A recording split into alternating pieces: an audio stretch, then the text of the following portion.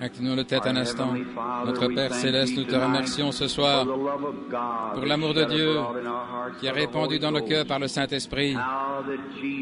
Comment Jésus est venu sur la terre. Il est mort pour nous les pécheurs. Il est ressuscité le troisième jour selon nos Écritures et est assis à la droite de sa majesté divine, vivant pour intercéder sur base de notre confession. Et ce soir, nous confessons tous nos péchés, nos offenses, le péché de transgression, le péché d'omission. Tout ce que nous avons à avoir dit ou pensé n'était pas agréable à tes yeux. Père Céleste, nous venons humblement maintenant devant le Seigneur Jésus, demander que son sang expie nos péchés. Nous ne voulions pas le faire, Seigneur, pardonne-nous. Tu connais nos cœurs. Nous te prions de sanctifier chaque personne ici ce soir par ta sainte présence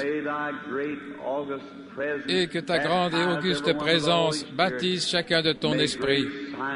Puissent de grands miracles et prodiges être opérés pour la gloire de Dieu. Et en faisant cela, que chaque pécheur, homme ou femme, ceux qui sont éloignés de Dieu, puissent-ils venir avec humilité et douceur se prosterner au bas de la croix et donner leur vie à celui qui est mort dans ce but-là. Car nous le demandons à son nom. Amen. Pouvez vous asseoir.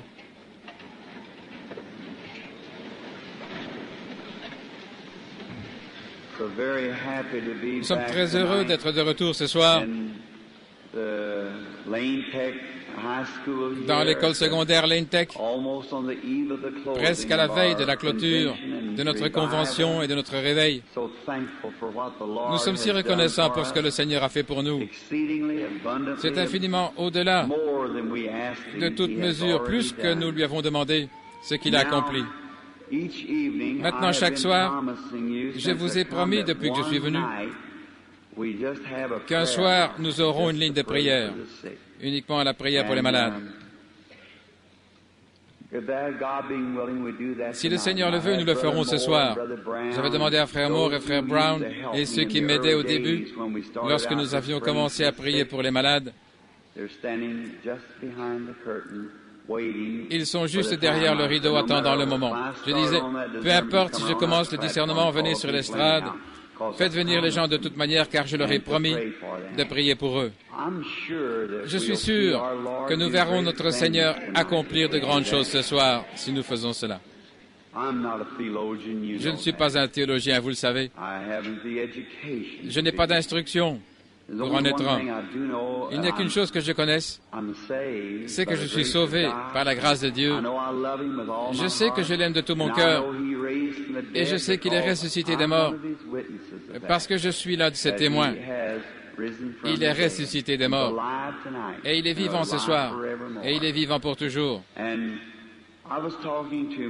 Je parlais à certains de mes associés, les organisateurs, M. Moore et les autres, plus tôt ce matin, lors de notre visite à l'aquarium et dans les parages. Comme je savais que je n'aurais pas exercé le discernement ce soir, je me suis simplement détendu pendant un bon moment. Et j'ai mangé un steak pour souper. Je ne mange pas lorsque je viens aux réunions. Voyez, vous devez être vraiment dans votre meilleure forme, de sorte que le sang ne soit pas dans l'estomac, mais dans le cerveau. De sorte aussitôt qu'il y a une petite alerte du Saint-Esprit, on est prêt à saisir cela. En effet, le diable est vraiment rusé, et vous devez être en pleine forme pour le Seigneur Jésus. Ainsi, nous parlions ce matin, et ils ont dit, « Cela ne vous ferait-il pas du bien de sortir, vous détendre ?» Et j'ai dit, « Oh là là, c'est merveilleux. » Et nous avons rencontré un petit frère, là, venant de Géorgie, avec qui nous avions eu des réunions, frère Palmer, un frère très bien. Nous l'avions rencontré ainsi que d'autres ministres dans la salle des aquariums ce matin. Et nous étions très contents. Je pensais que j'allais en attraper un dehors une fois de plus lorsque je suis venu au musée.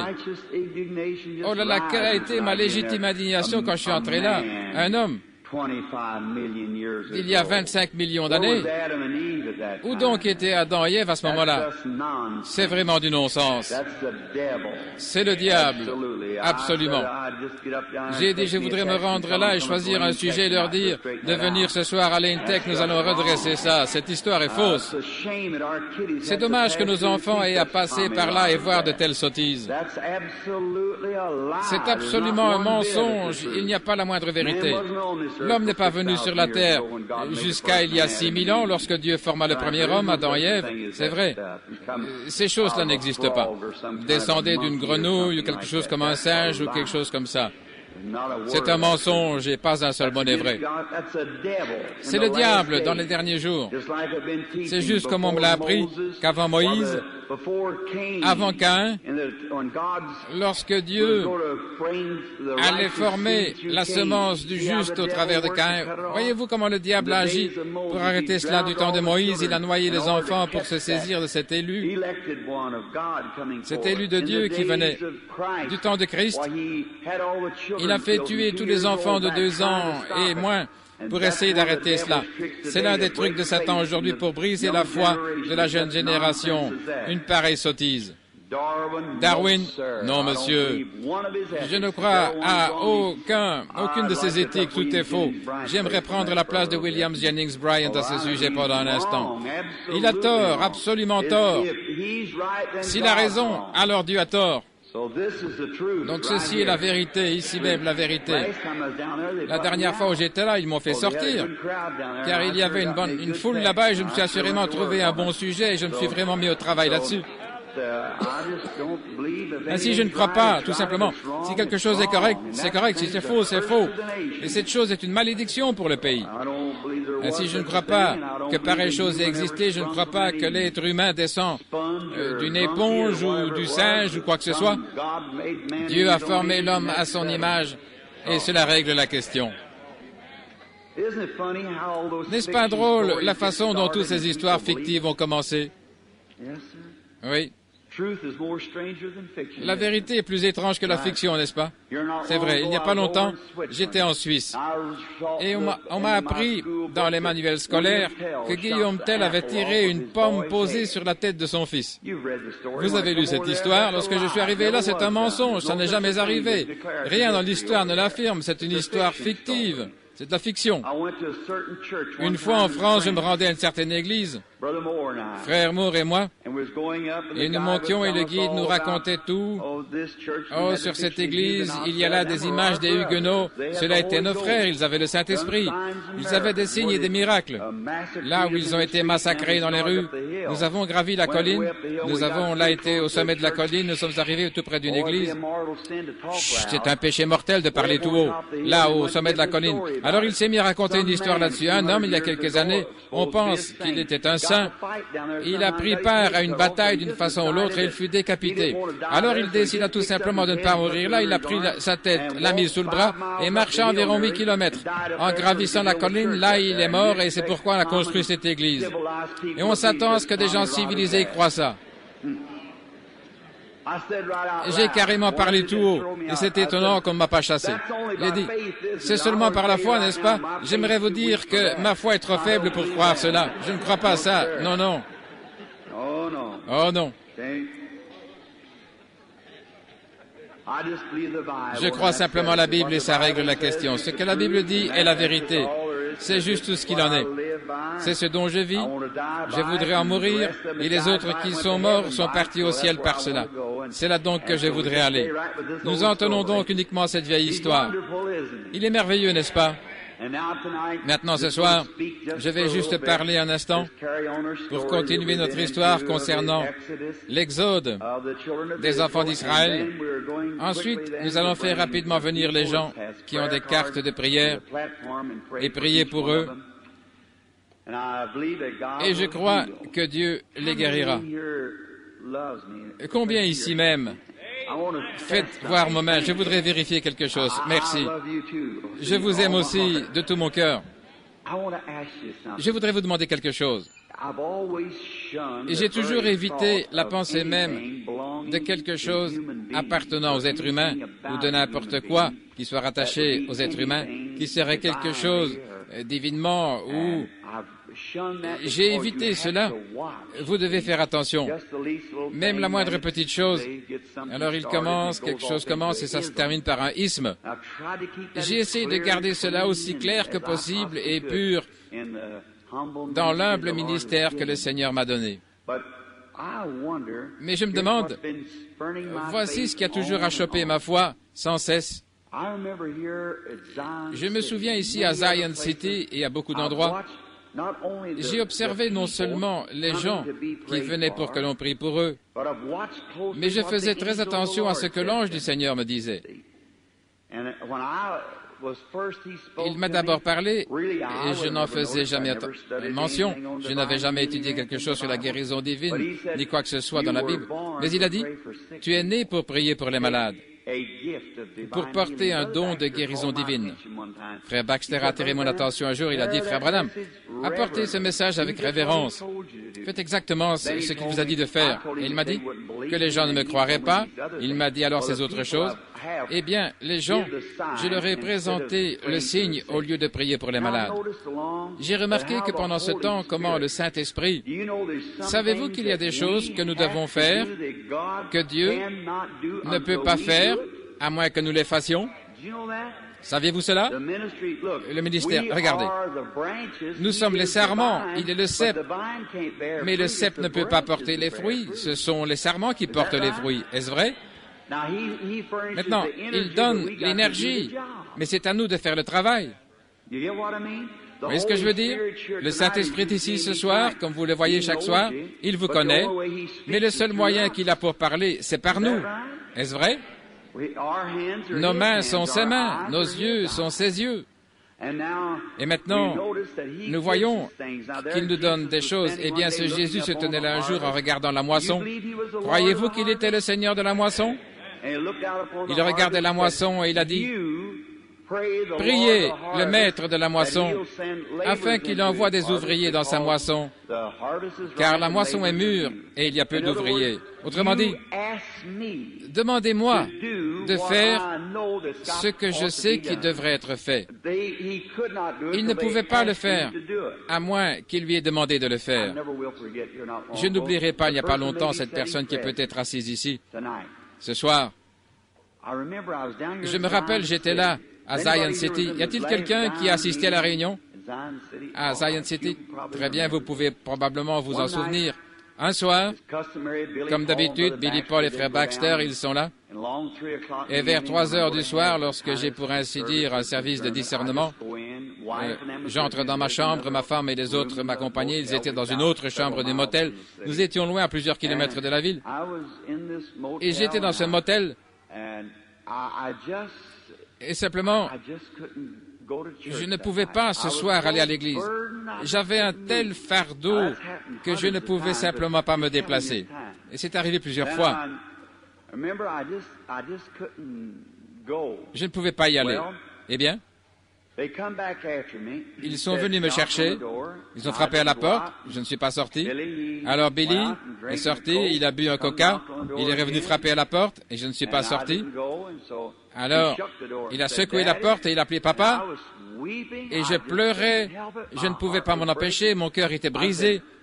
Et j'ai dit, Billy va dire à frère Baxter que je ne vais pas venir ce soir, qu'il aille simplement de l'avant, qu'il chante les cantiques et je serai là demain soir. Il a dit, qu'est-ce qui ne va pas, papa? J'ai dit, fais simplement ce que je te dis. Il fit demi-tour, il est allé, il s'est assis encore et il a bu un autre coca. Je me suis incliné, je me suis agenouillé là sur la chaise, à côté de la chaise et j'ai dit, oh Dieu, aie pitié de moi. Que puis-je faire? J'ai dit, qu'est-ce que j'ai fait? Y a-t-il quelque chose de faux quelque part? Alors j'ai entendu quelqu'un qui parlait juste à la porte. On dirait qu'il parlait en allemand ou quelque chose. Il parlait vraiment vite. Je me suis relevé, je me suis dit, où est cette personne? Qui est-ce? Il n'y a personne ici que je sache. On dirait que c'était juste à côté de moi, à la porte. Je me suis relevé, soulagé, j'ai commencé à me diriger vers la porte et j'allais franchir cette porte et avant que j'arrive là, je me suis rendu compte que c'était moi qui parlais. Je m'étais vraiment abandonné. J'étais là, comme nous le disons, accroupi sur le plancher, là, agenouillé là, et cela cessa de parler. Et lorsque ça cessait de parler, eh bien, Je n'avais jamais encore parlé en langue, sauf une fois dans ma vie, à ce que je sache. Mais c'était parlé dans une langue, je ne savais pas ce que c'était. Ainsi donc, je suis simplement resté calme, et lorsque cela m'a quitté, j'ai senti comme si je pouvais traverser une troupe et sauter au-dessus d'une muraille. Je ne m'étais jamais senti si bien toute ma vie. Je suis allé à la porte, j'ai regardé partout et Billy était en train de s'éloigner à bord du véhicule. Et j'ai crié, je lui ai dit, attends un instant. Il est revenu, il a dit, papa, qu'est-ce qui se passe avec toi? Pourquoi est-ce que tu pleurais? J'ai dit, je serai prêt dans une minute. Je me suis vite lavé le visage, je suis monté dans le véhicule et nous sommes partis. Et il n'a plus rien dit tout le long du chemin. Nous sommes entrés, frère Baxter était au piano en train de chanter, descendu de sa gloire. Nous sommes entrés et j'ai commencé à prêcher un petit peu et je me suis mis à parler. J'ai rendu témoignage là au fond et je ne savais pas ce que c'était. On m'a apporté un témoignage. Et il y avait une femme qui vivait là tout près de Twin City et qui avait la tuberculose. Elle avait été alitée depuis des années, elle avait une hémorragie. Le docteur lui avait dit environ 4 mois avant que si jamais elle avait une autre hémorragie, le pire arriverait. Ainsi donc, l'ambulance ne pouvait pas courir le risque de l'emmener. Certains saints avaient aménagé l'arrière du véhicule et lui avaient préparé une place afin qu'elle s'étende là et il la transportait. Elle avait lu mon livre. Et en route, il se faisait tard ce soir. Elle était couchée là. Et un brusque mouvement du véhicule, un grand flot de sang a jailli. Elle avait simplement commencé à saigner et à s'affaiblir de plus en plus. Et elle ne voulait pas mourir dans la voiture, alors on a arrêté l'auto et on l'a placée dehors sur l'herbe, bien à plat, et tous les saints l'ont entourée, ils priaient pour elle. Et tout à coup, le sang s'est arrêté, elle s'est mise sur ses pieds, elle a couru sur la route dans tous les sens. Elle ne comprenait pas ce qui était arrivé, elle était parfaitement normale. Elle est entrée là, au fond, témoignant, j'ai vérifié ça, et c'était au même moment où cette femme se mourait que cela a parlé par moi, le Saint-Esprit intercédant en faveur de cette femme qui était là, mourante. Oh, voyez-vous ce que je veux dire? Le Saint-Esprit. Rappelez-vous l'histoire de l'opossum hier soir? La prière pour les malades. Comment cela a de l'effet? La prière de la foi guérira le malade. Plusieurs fois, par la vision, il est venu et il m'a amené à prier pour des gens. C'est la raison pour laquelle je pense qu'en n'accordant pas aux gens l'occasion de venir pour que l'on prie pour eux, eh bien, cela a empêché beaucoup de choses. Ainsi donc, je vais essayer de commencer à faire cela, même si je dois consacrer certaines soirées à la réunion dans ce but. Que le Seigneur vous bénisse richement, soyez en prière. Nous allons lire une petite portion de la parole de Dieu, car nous savons que sa parole ne faillira pas. La mienne faillira, la vôtre faillira. Nous pouvons nous donner des rendez-vous et des promesses que nous espérons tenir, mais parfois nous ne pouvons pas les tenir. Mais lui ne donne jamais une promesse sans pouvoir la tenir. Il accomplira toujours sa parole. Nous allons maintenant dans Nombre, chapitre 13, et au verset 30, nous lisons ceci.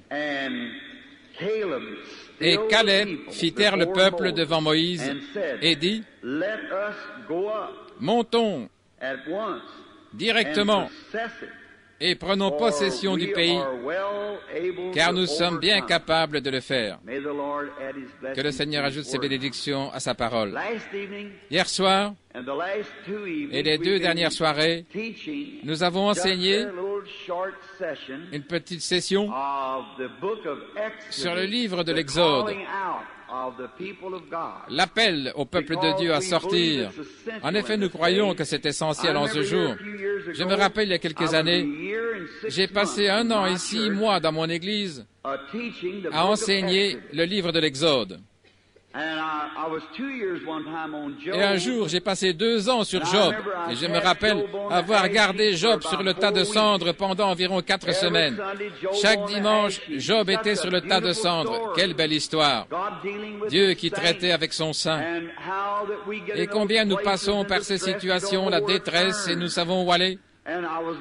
Et je poursuivais au point culminant, et une sœur bien-aimée, que son cœur soit béni, elle a dit, « Frère Branham, j'apprécie chaque minute, mais quand allez-vous relever Job de son tas de cendres? » Oh là là! Eh bien, Dieu l'en a relevé par une victoire. Maintenant, j'aime ces vieilles pépites, pas vous? Et je vous le dis, nous avons une année durant bien prospecté dans le livre de l'Exode, extrayant chaque joyau de ce livre d'Exode pour le faire luire. Nous avons vu que chaque joyau n'était qu'un fragment de cette pierre principale de l'angle. Cela pointait vers le Seigneur Jésus. Et en lui demeure la plénitude de la divinité corporellement. Toute notre rédemption, notre salut, notre joie, notre paix, toute notre guérison, tout ce dont nous avons besoin se trouve en Jésus-Christ. En lui, nous pouvons tous être bénis ensemble. Remarquez,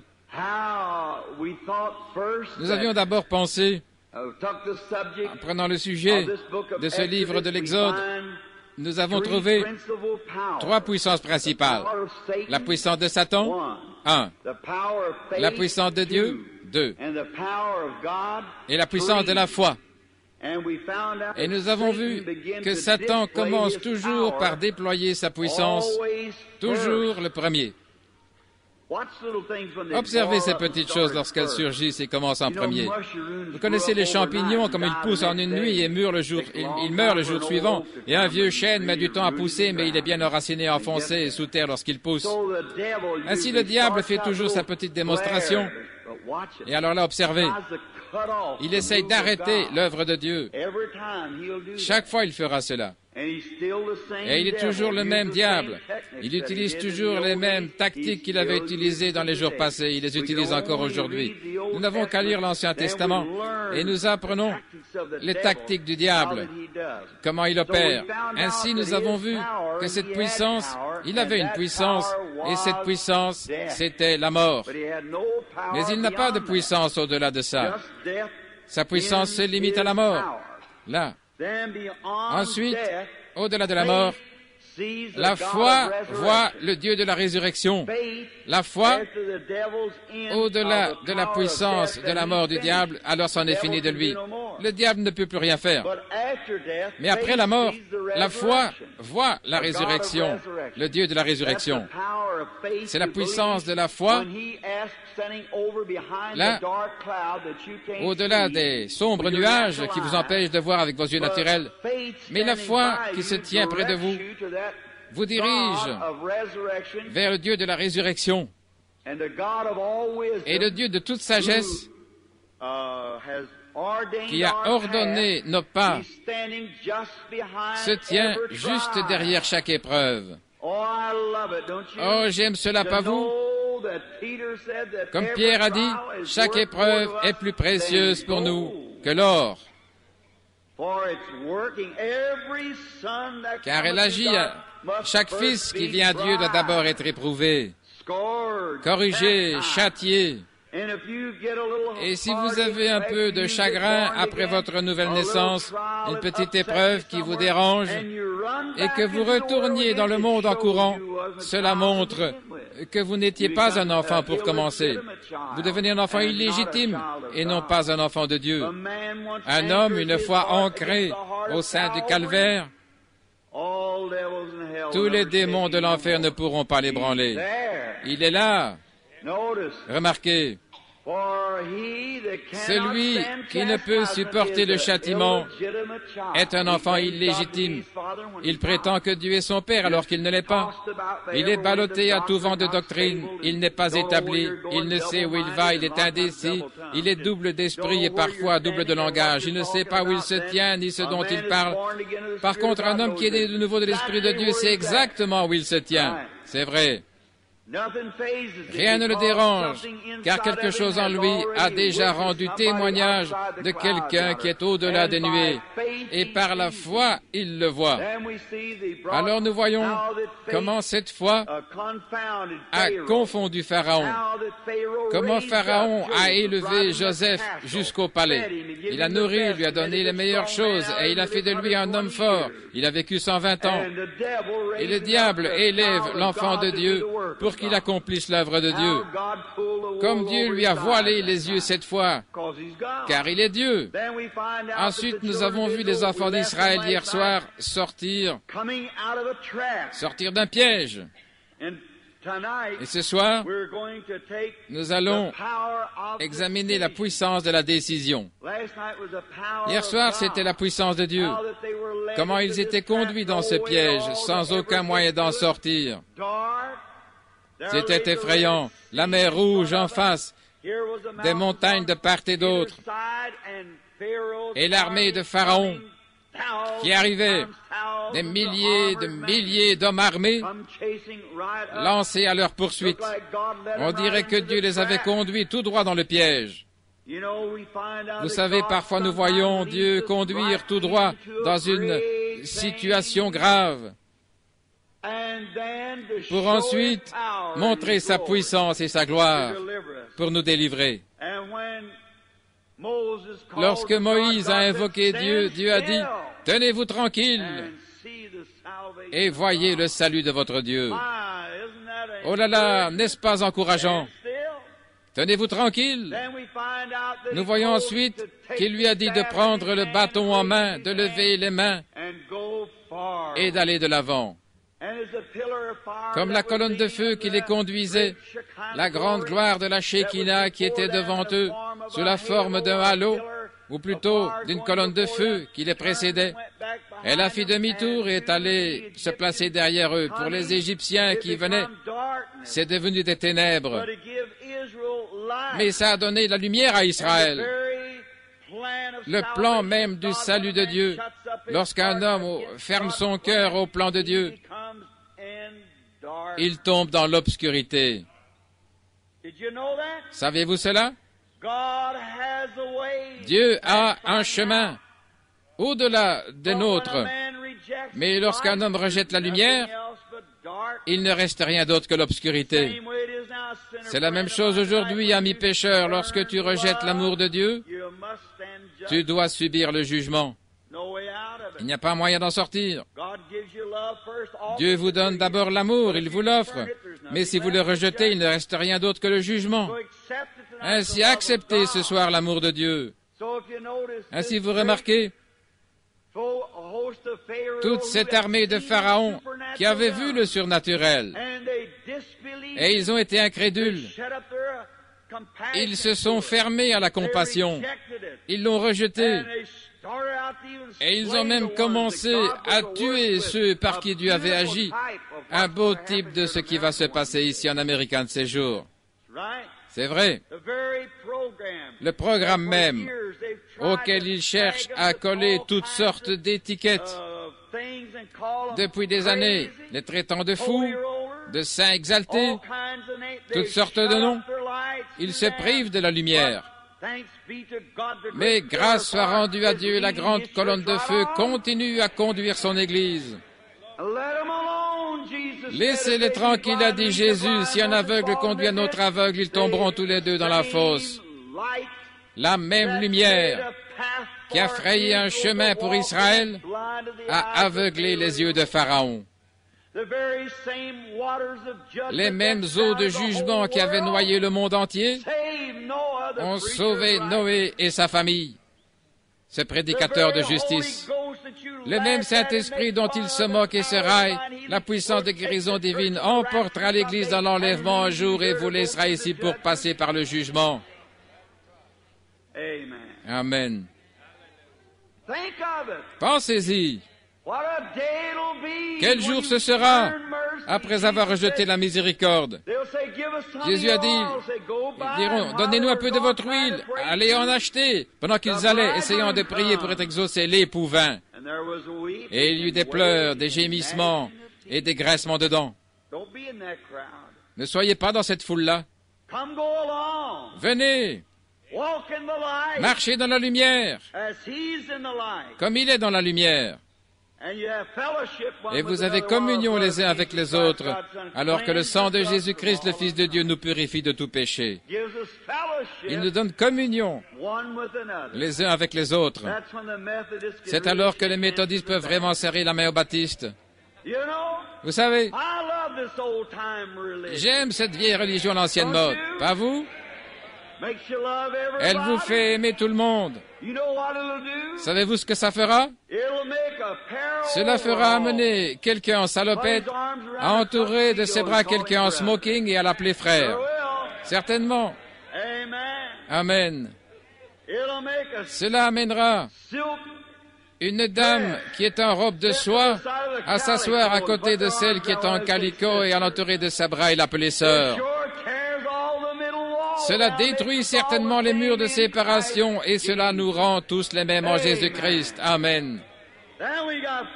Alors nous avons communion les uns avec les autres, pendant que le sang de Jésus-Christ, le Fils de Dieu, continue de nous purifier de toute injustice, alors que nous marchons et vivons dans la présence du Roi, sous la gloire de la Shekinah du Seigneur Jésus, où la verge d'Aaron avait bourgeonné. Amen.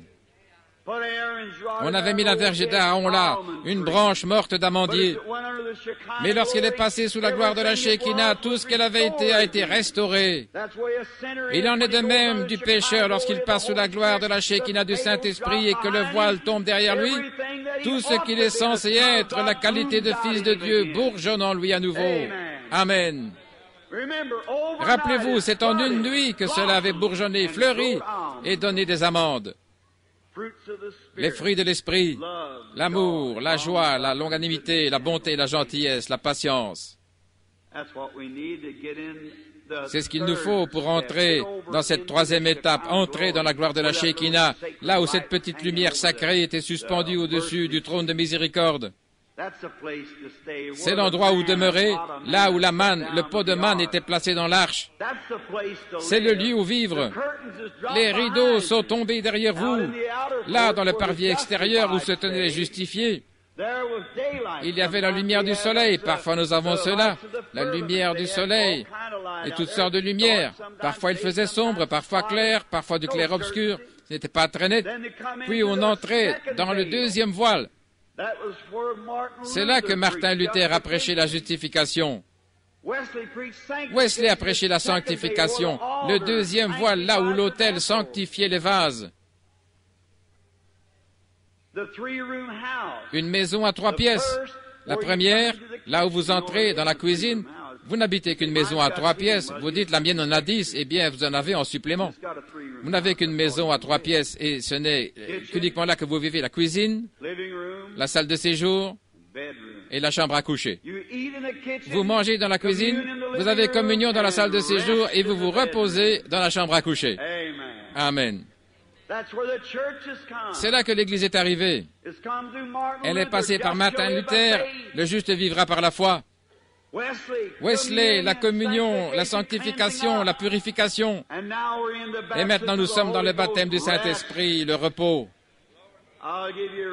Je vous donnerai du repos pour vos âmes. Lorsqu'un homme passait derrière le voile intérieur, le deuxième voile, il était caché du monde. Les rideaux retombaient autour de lui.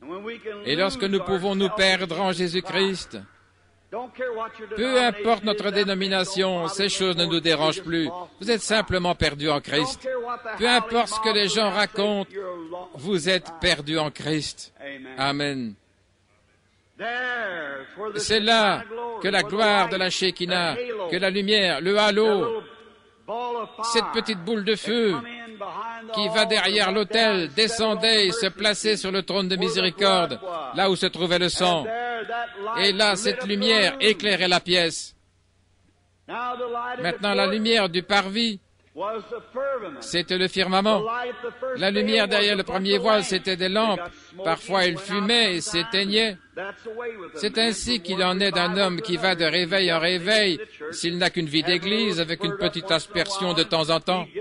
Il est tout enflammé au moment du réveil, mais quelques semaines après, et si on ne commence pas un autre réveil, il décline tout enfumé. Voyez. Oh, mon église ne connaît pas ceci, et mon église, frère, entrez derrière le voile. Dieu est la lumière là-dedans. La gloire de la Shekinah éclairait ce lieu et elle ne s'éteignait jamais. Année après année, la manne ne vieillissait pas, elle demeurait la manne tout le temps. Elle n'était pas infectée d'asticots. Mais celle que vous deviez ramasser chaque jour à l'extérieur était infestée d'asticots. Entrez une fois avec Jésus-Christ, faites descendre le rideau et vivez jusqu'à ce qu'il vienne vous chercher. Amen. Moïse est allé de l'avant avec un bâton. Et nous voyons que la mer Rouge s'est ouverte, car un vent puissant avait suivi ce feu. La lumière de Dieu. Lorsqu'un homme marche dans la lumière, alors les vents suivent. Jésus a dit, restez dans la ville de Jérusalem jusqu'à ce que vous soyez revêtus de la puissance d'en haut. Et ils ont attendu jusqu'à ce que il vienne du ciel un son d'un vent impétueux. Ils ont marché dans la lumière jusqu'à ce que le vent se mette à souffler. Amen.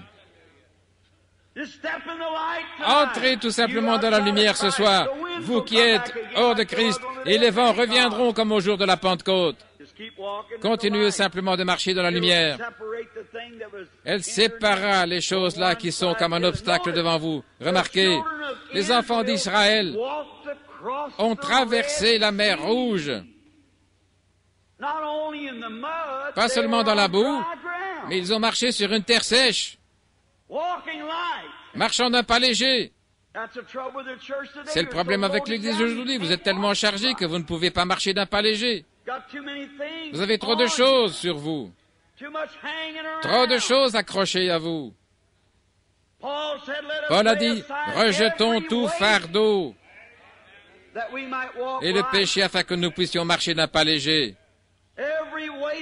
Tout fardeau et le péché qui nous enveloppe si facilement afin que nous puissions courir avec patience dans la carrière qui nous est ouverte devant nous. Les yeux fixés sur l'auteur et le consommateur de notre foi, Christ. Marchez dans la lumière d'un pas léger. Vous est-il déjà arrivé en marchant quand vous descendez la rue de chanter « Remplis-moi chaque jour d'amour comme je marche avec la colombe céleste. Laisse-moi aller jusqu'au bout avec un chant et un sourire. Remplis-moi chaque jour d'amour. » Vous est-il déjà arrivé de marcher comme ça, d'un pas léger? Eh bien, je me souviens du soir, lorsque j'ai été sauvé, là au début, j'étais allé dans une vieille remise et je n'avais jamais prié de ma vie. J'allais adresser une lettre à Jésus et la fixer à un arbre, à découvert là dans les bois afin qu'il puisse la trouver. Je ne savais pas comment prier. Je me suis dit qu'il passerait peut-être là, près de cet arbre, et que j'allais lui dire dans cette lettre combien j'étais un sale type et combien j'étais ignoble et indigne. Je me disais, s'il est un homme, il parlera comme un homme. Aussi, je ne savais comment parler, je me suis agenouillé sur un vieux sac de toile, là, dans une vieille remise humide, et j'ai commencé à dire, « Monsieur Jésus, voudriez-vous venir juste une minute, je voudrais vous parler. » Mais il est venu! C'est la chose essentielle. Je pense qu'aujourd'hui, si nous cessions de rimer nos prières et de chercher à chatouiller les oreilles de quelqu'un et que nous prions du fond de notre cœur, comme devrait se repentir un pécheur à l'ancienne mode, alors Dieu nous entendrait. Amen. Il y a trop de choses artificielles, de pharisiens. Je vous l'ai dit l'autre jour que pharisien signifie acteur. Il y a trop de pharisiens. Arrêtez ces artifices. Je n'aime pas ces choses-là.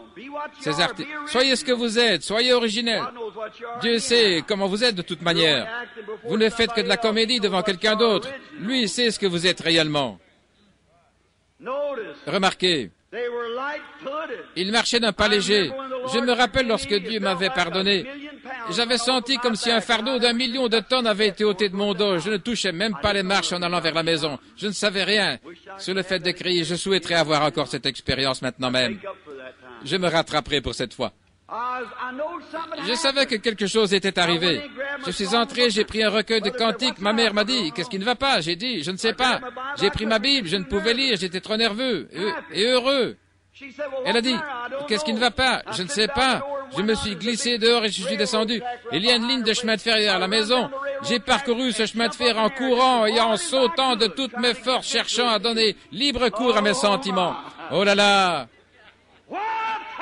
Quel moment j'ai passé! Et c'est pour chaque homme ce soir ou chaque femme qui n'a jamais fait cette expérience. Jésus-Christ, la liberté d'avoir été pardonné, marchant d'un pas léger. Alléluia. N'ayez pas peur parce que je dis Alléluia, ça veut dire gloire à Dieu. Vous savez, il est digne de toute louange que vous pouvez lui rendre. Remarquez, marchant d'un pas léger, et voilà, venir derrière eux ces imposteurs, ces gens qui les suivaient, ces Égyptiens bien chargés. Nous voyons que leurs roues se sont brisées et qu'ils se sont noyés. Vous savez ce que Dieu a fait? Il a effrayé ses chevaux. Ces chevaux savaient qu'ils faisaient quelque chose de mal. Ils portaient une bande de pécheurs sur ce chemin. Pourquoi n'avons-nous même pas un sens comme les chevaux? Ils savaient qu'ils agissaient mal. Il y a autrefois un vieux mulet qui portait un prophète rétrograde. Il a été effrayé par l'ange. Il voyait l'ange, Balaam.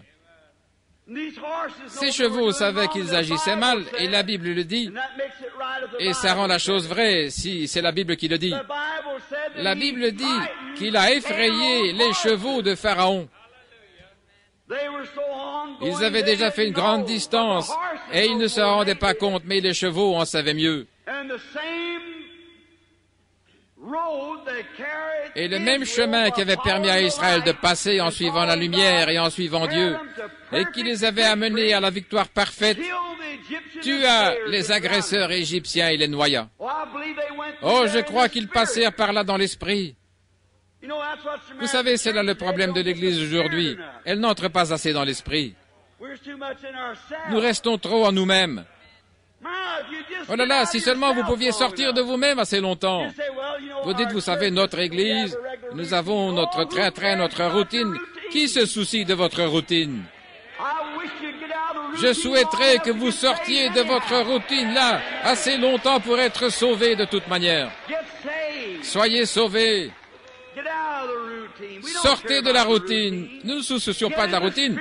Entrez dans l'esprit, alors vous verrez les choses s'accomplir.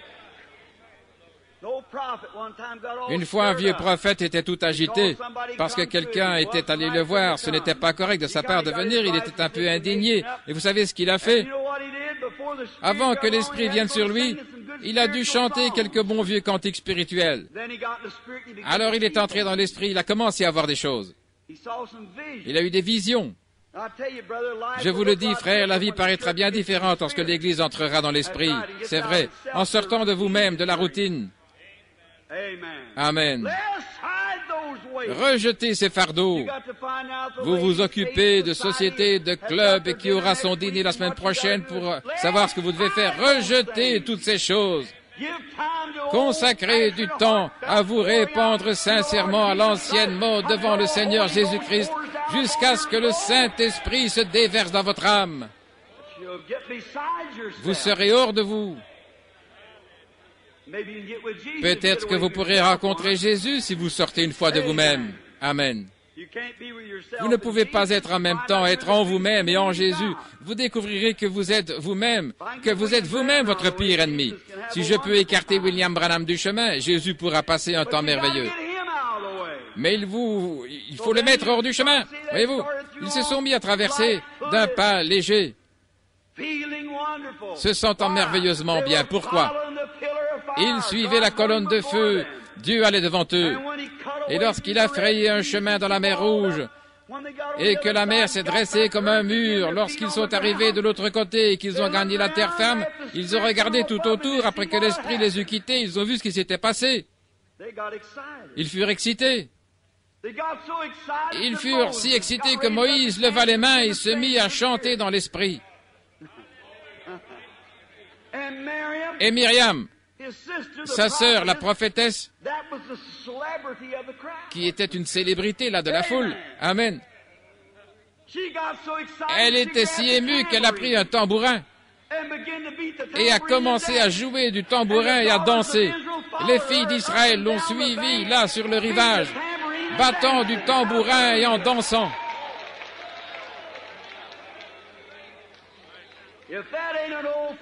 Si ce n'est pas une réunion pentecôtiste à l'ancienne mode, je n'en ai jamais vu de ma vie. Frère, si ceci est la pluie de l'arrière-saison, celle-là devait être de la première saison. Alléluia! Qu'est-ce que c'est? Le même Saint-Esprit, la même colonne de feu, le même Rédempteur, marchant dans la lumière, allant de l'avant. Quel temps! Maintenant, ils n'avaient pas de nourriture après avoir traversé. Ils n'avaient pas de nourriture. Ils transportaient juste assez de pain pétri sur la tête. Là, les enfants avaient réclamé du pain. Ils avaient donc tout mangé. Dieu avait promis de pourvoir à tous leurs besoins. Ainsi, ils sont allés dormir ce soir-là, peut-être sans pain. Quand ils se sont réveillés le lendemain matin, ils ne se sont pas fait de soucis. L'Église était alors dans l'esprit, ils avançaient. Ils avaient vu la gloire de Jéhovah. Ils avaient vu ce que ça signifiait de suivre les commandements. Ils avaient vu la fin de la puissance du diable. Ils avaient vu la puissance de la foi ramener la victoire. Pouvez-vous faire cela ce soir? Vous dites, Frère Branham, le médecin a dit que j'ai la tuberculose et ceci, cela. Regardez par la foi à la promesse de Dieu. Et c'est ce qu'ils faisaient en suivant la promesse.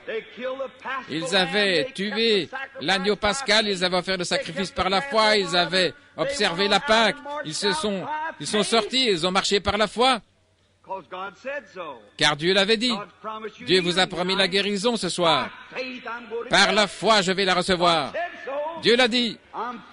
Je suis en train de suivre chaque voie qu'il a indiquée. Je suis parfaitement cela. Et nous avons vu que le lendemain matin, lorsqu'ils se sont réveillés, ils ont regardé par terre.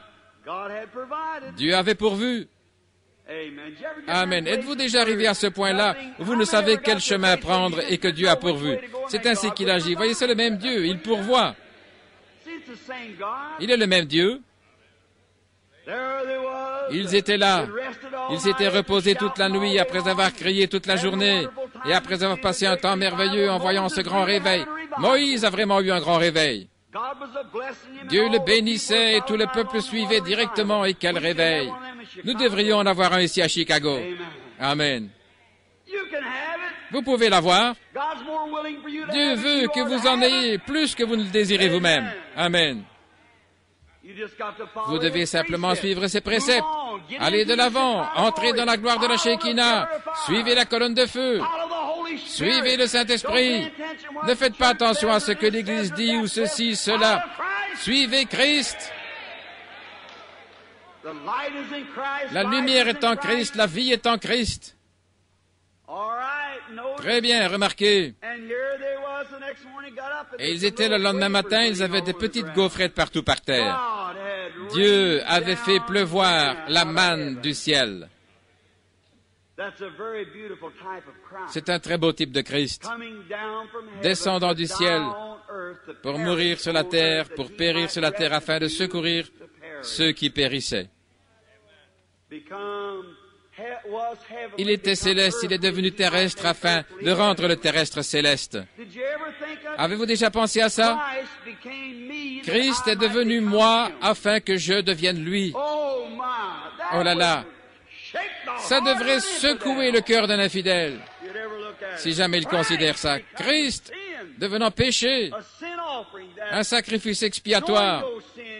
Lui qui n'a pas connu le péché, néanmoins il est devenu péché, afin que par la justice de sa vie, moi, pécheur, je puisse être racheté et que je me tienne à ses côtés, à sa ressemblance. Frère, c'est ça. C'est cela l'amour de Dieu. Remarquez, c'est un type de Christ. La main était là par terre, elle tombait afin de soutenir les gens dans leur marche. Maintenant, c'étaient des pèlerins. Oui, ils étaient des pèlerins. Ils étaient sortis d'Égypte, voyageant vers la terre promise, mais ils n'étaient ni en Égypte, ni dans la terre promise. Ainsi, ils étaient des pèlerins. Il en est de même pour l'Église ce soir. Nous sommes des pèlerins. Nous sommes sortis de l'Égypte et nous sommes en route vers la gloire. Ainsi, nous ne sommes ni en Égypte, ni dans la gloire, mais nous sommes des pèlerins et Dieu est avec nous, pourvoyant à tous nos besoins, envoyant Christ pour soutenir l'Église pendant que nous avançons. C'est un type du Saint-Esprit. Remarquez, maintenant Moïse a fabriqué un grand pot d'or.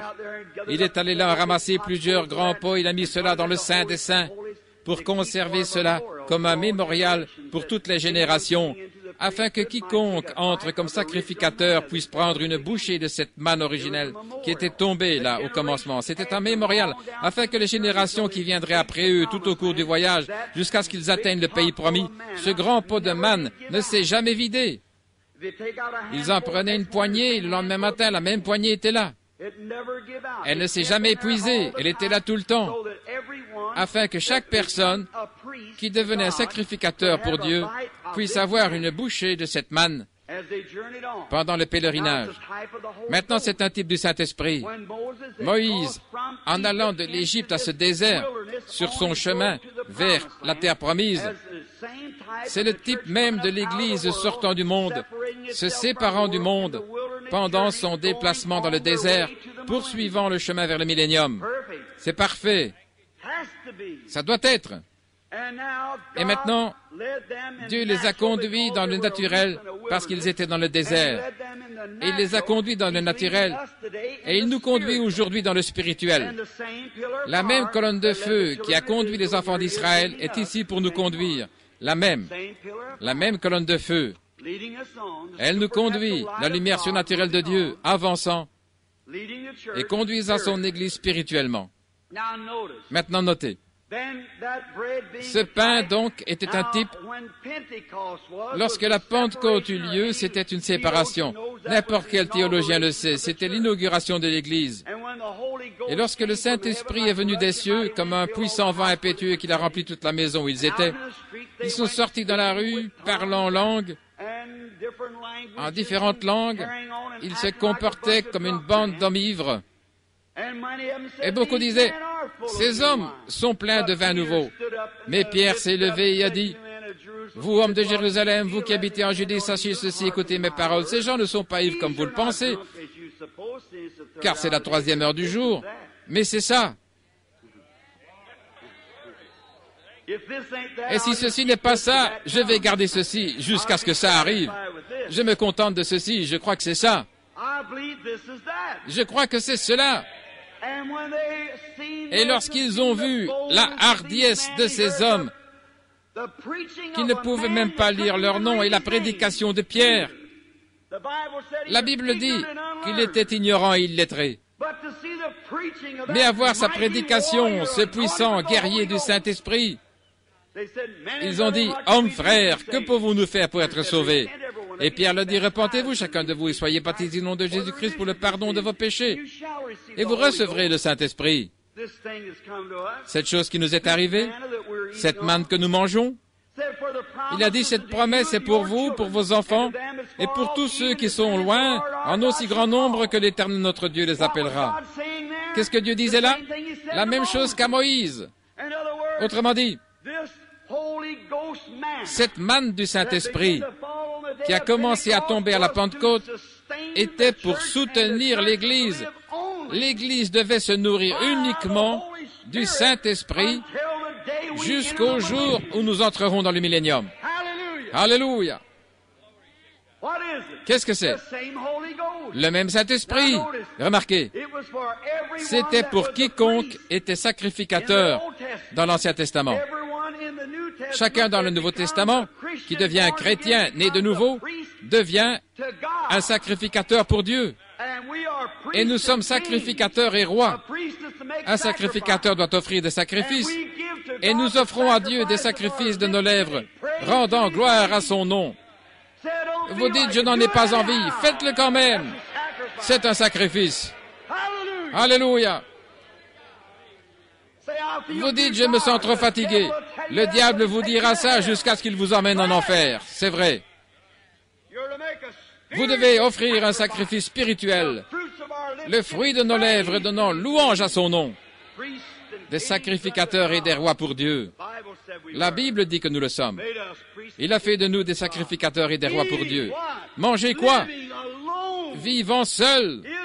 Israël n'est pas allé là pour essayer d'avoir de l'avoine sauvage, le moudre et en faire des gâteaux de maïs. C'est le problème avec l'Église ce soir. Trop d'avoine sauvage. C'est votre régime alimentaire. Vous avez besoin d'un bon régime biblique à l'ancienne mode.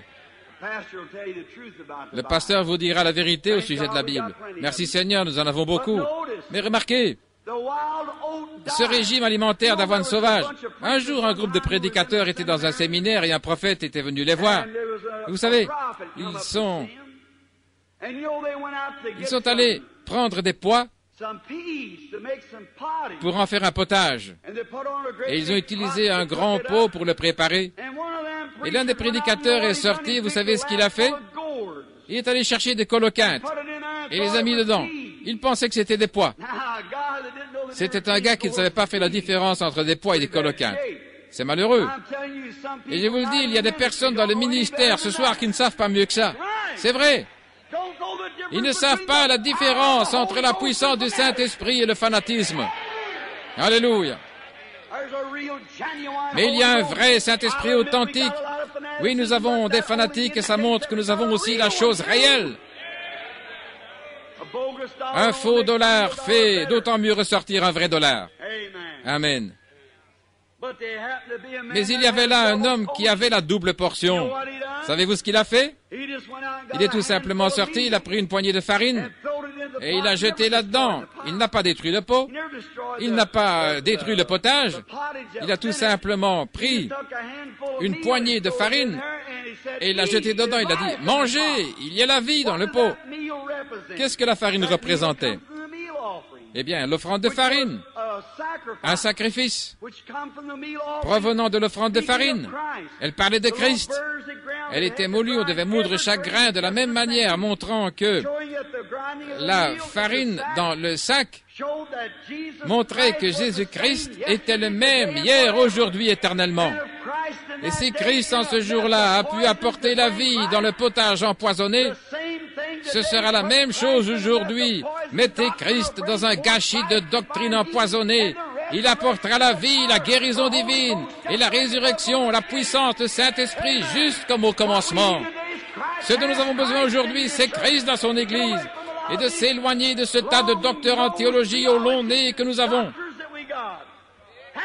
Alléluia. Vous pensez que je suis fou?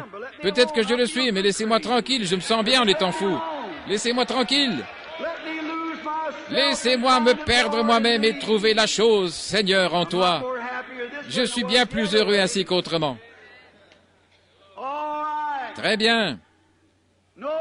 Notez, la farine a fait la différence. Il a dit, ne jetez donc pas tout cela. Prenez simplement la même matière, cela vous donnera la vie. C'est ce que Christ fait. Quand vous réalisez qu'il est le même hier, aujourd'hui et pour toujours, cela change la mort en vie. Cela a changé la mort en vie pour ces gens ici qui ont été guéris du cancer.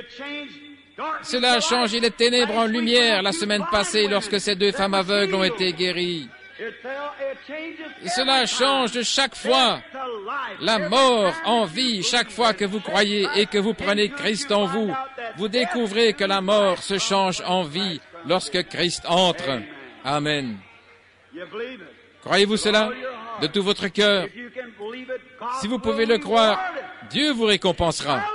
Alléluia. De la mort à la vie, parce que Christ a été mis là. Que pensez-vous de cela, frère? Croyez-vous cela? Amen. C'est la vérité.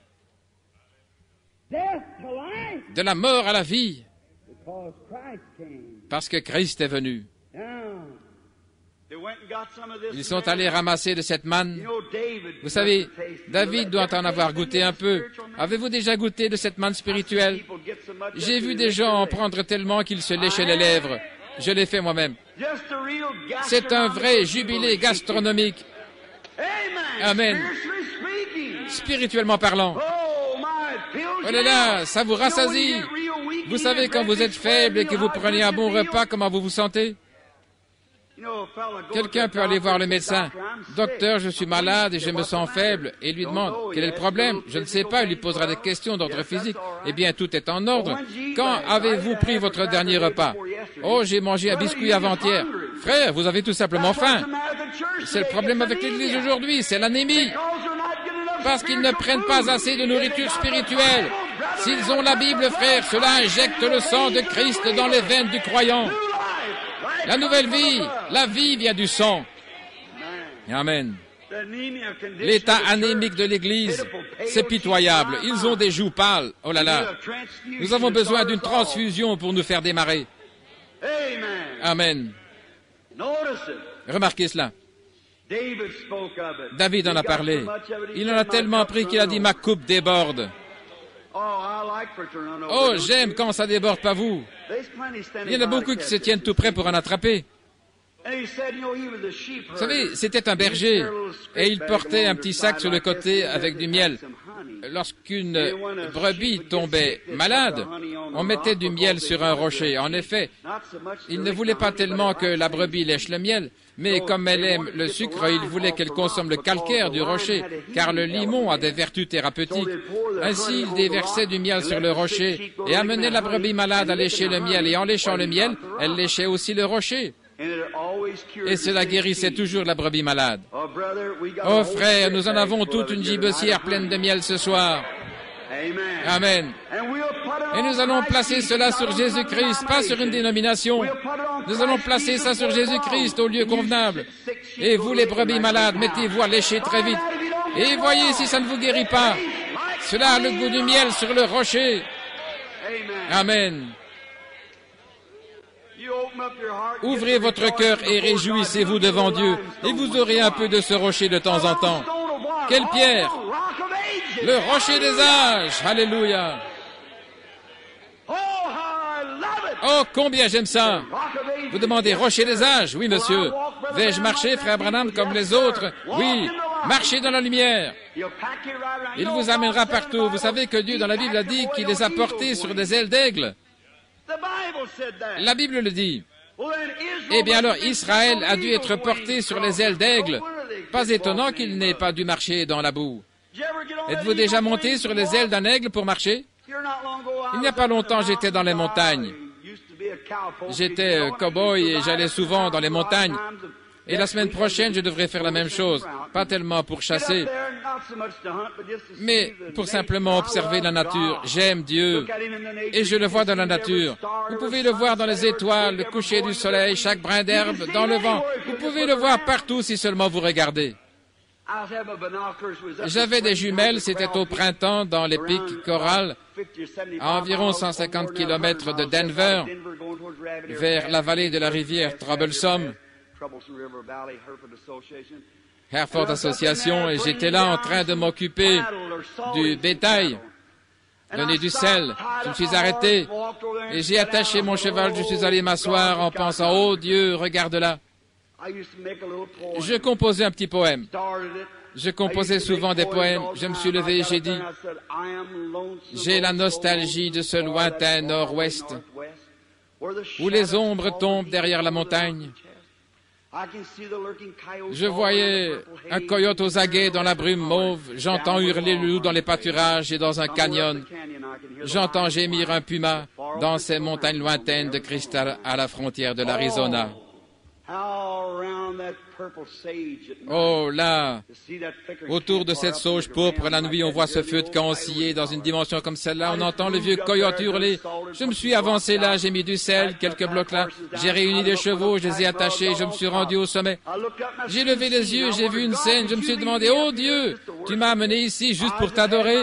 J'avais les mains levées, je tapais du pied. On aurait pensé qu'il y avait un fou là-haut si l'on m'avait vu. Et je passais un bon moment là en me réjouissant dans l'esprit. Vous aimez ça? Être simplement seul avec Dieu. J'ai fait sortir les jumelles de la sacoche là. J'ai entendu un cri là-haut. J'ai regardé et une maman aigle passait un moment terrible avec sa nichée. Elle était très haut là sur les rochers et là où ils font leur nid. Et j'avais des jumelles et je voyais très bien cet aigle. Elle essayait de faire sortir ses petits aiglons. Oh là là, ils étaient dérangés. C'est ainsi que parfois Dieu fait. Il essaye de faire sortir ses aigles. Il pense qu'il est fâché contre eux. Il vous fera monter par ici et par là. Il met quelques épreuves sur votre chemin. Il essaye de vous aider. La vieille mère aigle les a un peu poussés et les a amenés tous sur ses ailes. Et elle a pris son envol. Elle est descendue au bas de la montagne et les a placés là dans de verts pâturages. Là, il a étendu ses ailes et ses petits aiglons se sont agrippés. Ils sont allés là. Ils n'avaient jamais été sur l'herbe auparavant. Et ils ont commencé à gazouiller, courir, faire des plongeons, culbuter les uns sur les autres. Si jamais vous avez vu ces petits oiseaux tout blancs se culbutant, quel jubilé ils avaient en picorant dans l'herbe. J'ai dit, pour moi, ça a l'air d'une réunion du Saint-Esprit de l'ancien temps. Eh bien, c'est ainsi que je le faisais. Il ne se souciait de rien, et la vieille maman aigle a pris son envol et est allée très loin sur un gros rocher escarpé au-delà des crevasses. Et je l'ai vu arranger ses plumes, prendre position et observer. Et ces aiglons étaient là à gazouiller et à se précipiter les uns sur les autres. Je me suis dit, c'est exactement ainsi, une bonne réunion du Saint-Esprit à l'ancienne mode. Ils sautaient ici et là, leurs petites pattes sur cette tendre herbe. Ils n'avaient jamais été là auparavant. Ils étaient restés dans un nid dégoûtant. Si jamais vous avez vu un nid d'aigle, oh là là, c'est une chose horrible, c'est puant avec des vieilles ronces. Je pensais, c'était la même chose, j'étais dans ce monde nauséabond et Jésus m'en a fait sortir un jour. Il a placé mes pieds, alléluia, sur un tapis de gloire. Alléluia. Peu importe ce que les gens pensaient, que ce soit l'archevêque ou qui que ce soit, je passais un bon moment, libre. Je pensais, qu'est-ce qui les rend si libres? Chaque fois, d'un moment à l'autre, ils tournaient leur petite tête, vous savez quoi? Je regardais, ce n'était pas loin de moi, en me servant de mes jumelles, ça les rapprochait. Ils tournaient leur petite tête et regardaient de côté. Je pensais, qu'est-ce qu'ils regardent?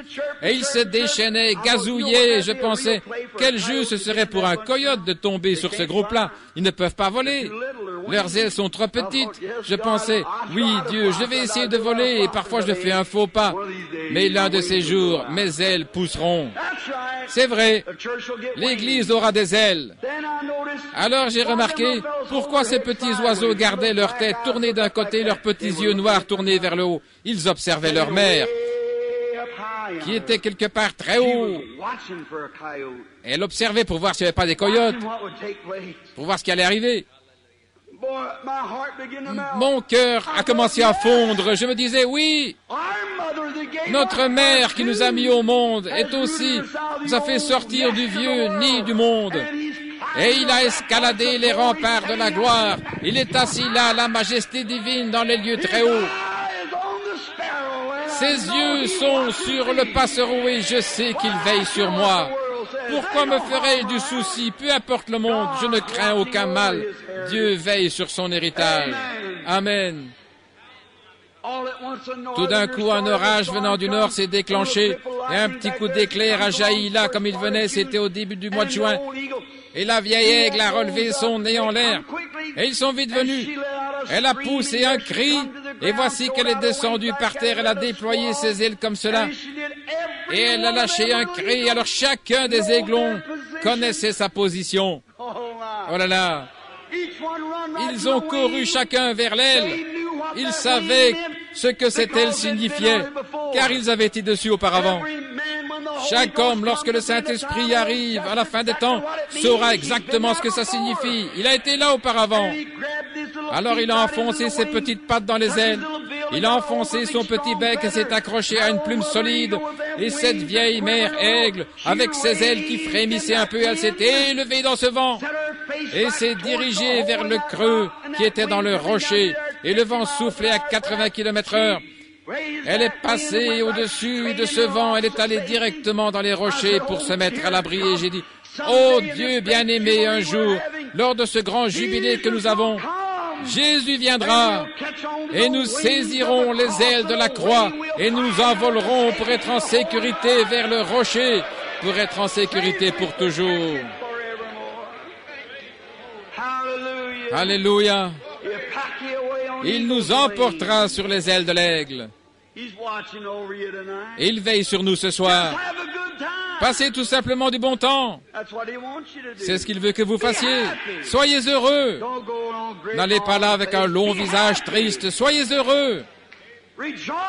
Réjouissez-vous dans l'esprit.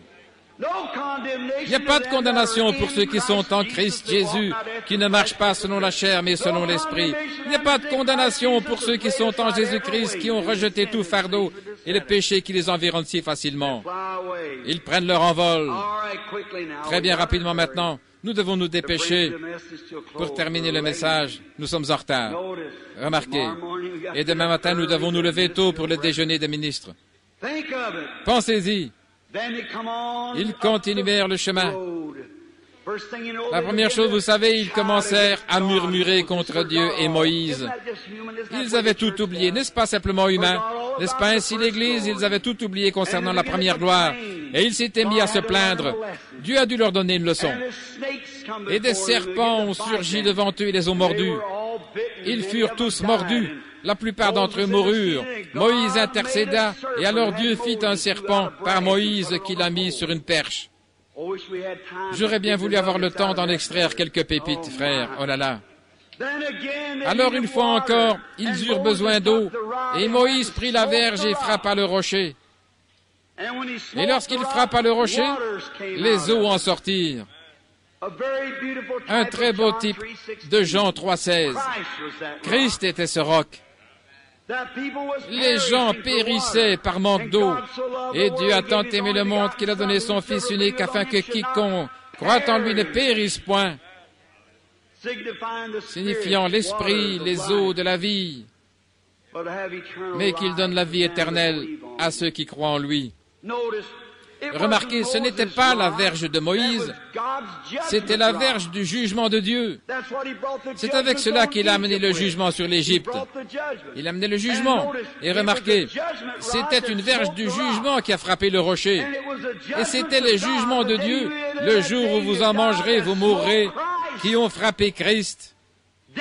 La mort a frappé Christ, le jugement de Dieu.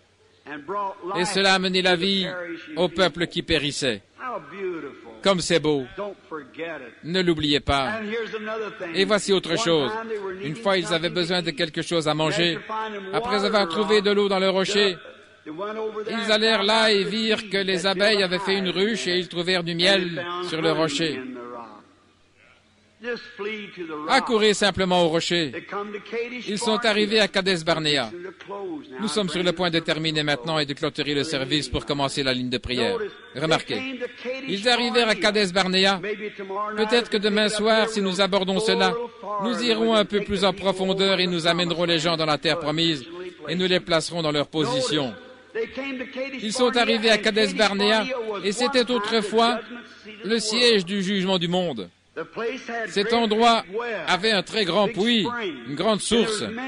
Il y avait beaucoup de petites sources qui en sortaient. C'était comme une palmeraie dans le désert. Quel bel endroit!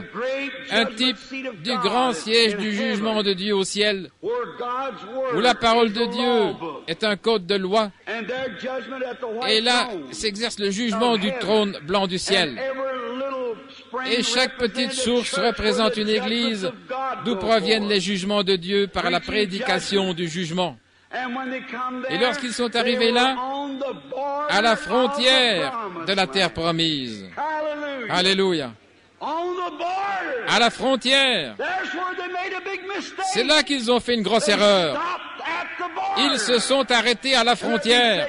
Laissez-moi vous dire ce soir, frères dans le clergé, ce n'est pas de m'en prendre à vous, je vous aime, et vous savez cela. Mais il y a trop de prédicateurs frontaliers aujourd'hui. Amen. Qui restent à la frontière. Dieu ne veut pas que vous restiez à la frontière. Traversez. Amen. La promesse est juste de l'autre côté.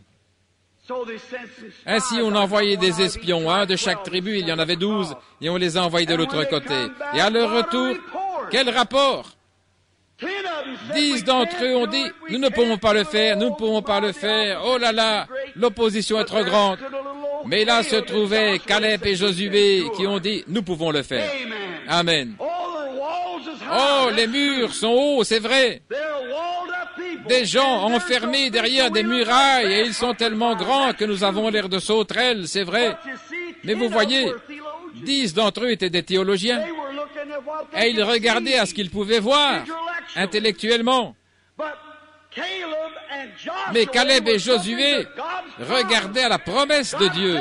Dieu avait dit, je vous l'ai déjà donné, allez vous en emparer. Alléluia. Et c'est cela le problème avec les gens aujourd'hui. Concernant la guérison divine et tout. Alléluia. Ça vous appartient, allez vous en emparer. Dieu vous a promis de marcher, frère. Croyez-vous cela? Vous devez vous en emparer. Dieu vous a promis la vie, frère. Croyez-vous cela? Emparez-vous-en. Dieu vous a promis la joie, frère. Le croyez-vous? Emparez-vous-en. Dieu a dit, je vous le donnerai. C'est à vous. Mais il ne serait pas correct que Dieu vous envoie tout ça simplement comme ça. Il leur a donné le pays. Mais c'est à eux de nettoyer. Amen. C'est à vous. Mais il ne va pas le faire à votre place. Vous devez prendre possession du pays vous-même. Il vous l'a donné. C'est à vous. Levez-vous et possédez-le. Alléluia. C'est votre choix. Si vous voulez murmurer comme les 10 autres, vous allez errer dans le désert plus longtemps, si bien que demain soir, vous continuerez à être malade. Mais si vous êtes prêt à vous en emparer, ça vous appartient. Quelle sorte de choix allez-vous faire? Je prendrai Jésus et sa promesse, et je dirai au diable qu'il est un menteur. Amen. Dieu a dit, voici les signes et les miracles qui accompagneront ceux qui auront cru. Ils imposeront les mains aux malades et ils seront guéris. C'est un bon pays, a dit Josué. C'est un pays merveilleux. Josué, toi et Caleb, n'êtes-vous pas contents que cela soit un bon pays? Je le suis. Amen. Josué et Caleb avaient ramené l'évidence initiale qu'ils avaient été quelque part de l'autre côté. Je suis si heureux ce soir que nous ayons des témoins dans l'Église qui ont été quelque part, qui ont quelque chose, qui sont revenus avec l'évidence du Saint-Esprit. Qu'il est le même ce soir qu'il était le jour de la Pentecôte. Alléluia. Faites votre choix. Allez-vous prendre position avec les théologiens qui disent « Eh bien, nous ne pouvons pas nous en emparer, nous sommes passés par l'âge de Wesley, ceci, nous ne pouvons tolérer un autre fanatisme, nous ne pouvons pas le tolérer. » Fini de telles sottises. Dieu a dit que Jésus est ressuscité des morts et il est le même hier, aujourd'hui et pour toujours. Nous pouvons nous en emparer, ça nous appartient. Nous en sommes capables. Gloire! Alléluia. Ce dont nous avons besoin ce soir, c'est de le faire. Alléluia. C'est à vous. La promesse est pour vous et pour vos enfants et ceux qui sont ici à Chicago et pour tous ceux que le Seigneur notre Dieu appellera. La liberté du choix. Pour moi, il est le même. Pour moi, il gardera sa promesse. Pour moi, il a été meurtri pour ma transgression, il a été brisé pour mon iniquité.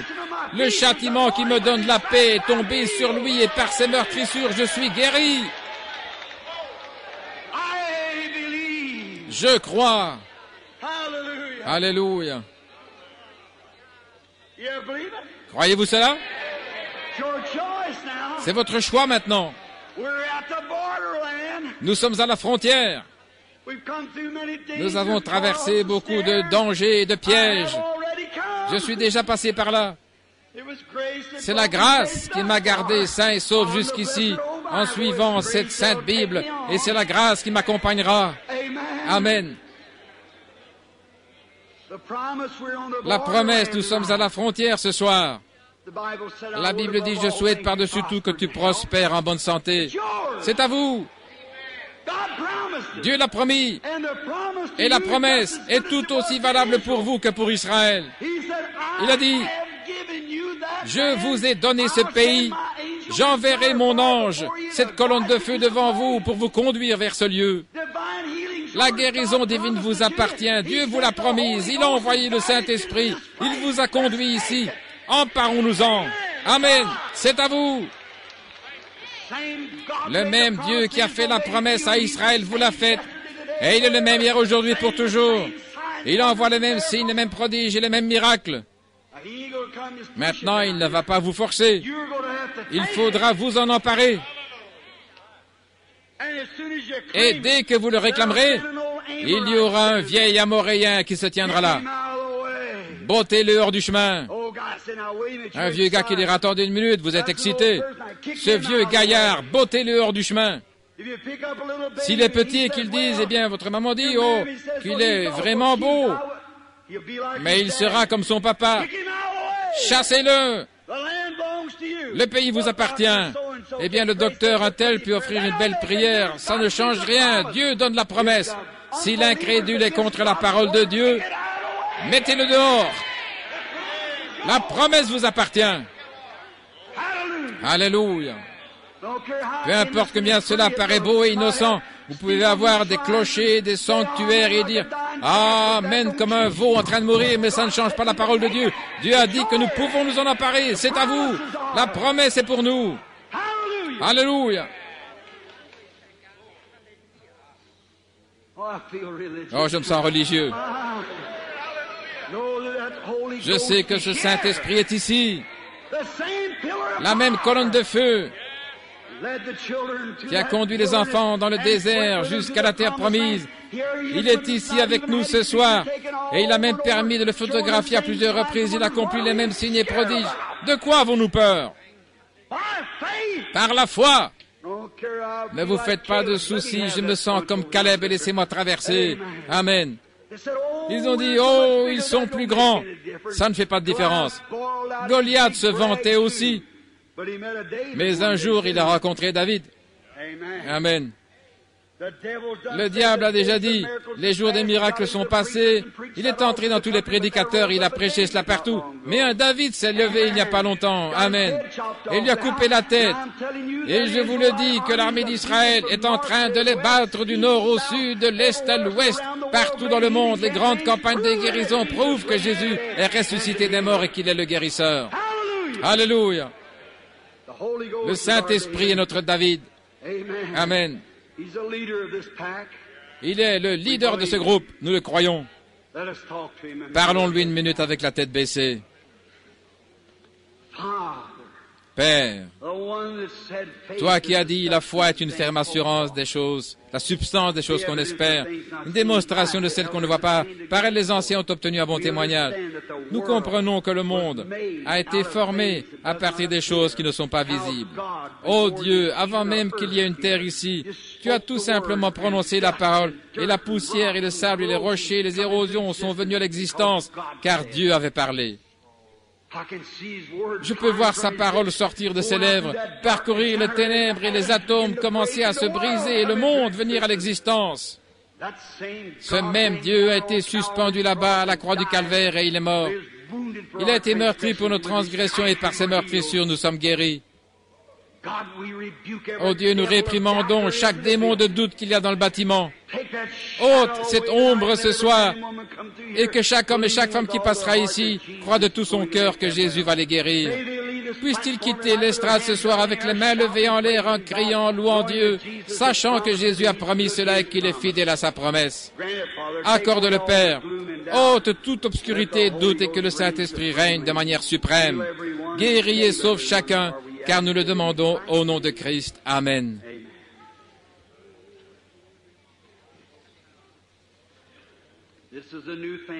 C'est une nouvelle chose.